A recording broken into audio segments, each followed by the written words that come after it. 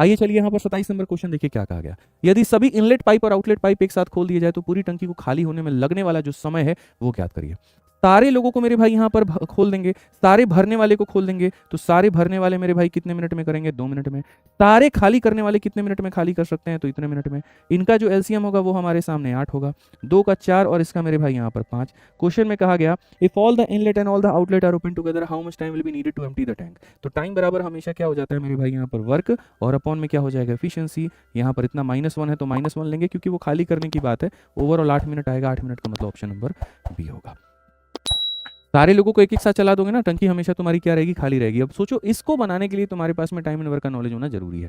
ठीक है, 28 number question देखिए मेरे भाई यहाँ पर क्या कहा गया। पाइप सी और पाइप डी द्वारा भरने में अलग अलग समय के योग और आर और टी को खाली करने में अलग अलग समय का जो अनुपात है वो कितना होगा? मेरे भाई पता है क्या है, जब ये लोग है ना इकट्ठा काम कर रहे हैं तो इनको कुछ परसेंटेज की जिम्मेदारी दे दी गई है। लेकिन अगर आप सोचो कि अगर ये इकट्ठा काम ना करके अलग अलग काम करे तो मेरे भाई यहाँ पर क्या होगा? आप मेरी बात को समझ रहे हैं?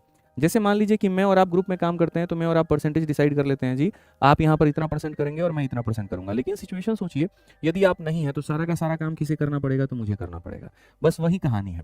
जब ये लोग सारे मिल करके करते हैं तो इसके हिस्से में सिर्फ और सिर्फ 25% आता है, और इस 25% काम को करने के लिए ये इंसान मेरे भाई 2 मिनट लेता है। तो यानी अगर हम देखें तो 25% का मतलब क्या होता है? 25% का मतलब होता है मेरे भाई 1/4।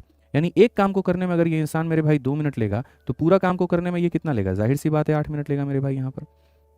ठीक है, वैसे ही डी नाम का जो व्यक्ति है वो 10% का मतलब 1/10। एक काम को करने में ये 2 मिनट ले रहा है मेरे भाई, तो पूरा काम अगर मैं इसे दे दूं तो 20 मिनट लगेगा। यानी अगर इंडिविजुअल बेसिस पर देखा जाए, अलग अलग देखा जाए, तो ये पूरा काम कितने मिनट में करेगा? 20 में, और ये पूरा कितने में करेगा? 8 में।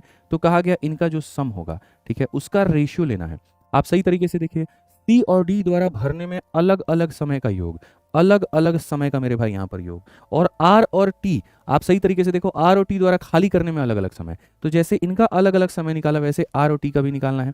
अब सोचो ये 8% जब इसको दिया जाता है तो यहाँ पर ये 1.6 मिनट लेता है। तो हम ऐसा कह सकते हैं, या तो हम इसको ऐसे तोड़ के 2/25 के माध्यम से बना सकते हैं, या परसेंटेज से भी कह सकते हैं कि सर ये 1.6 मिनट तब लिया था जब इसने 8% काम संभाला था। यदि हम इसे 100% काम दे दे तो सर इसका क्या ही हो जाएगा?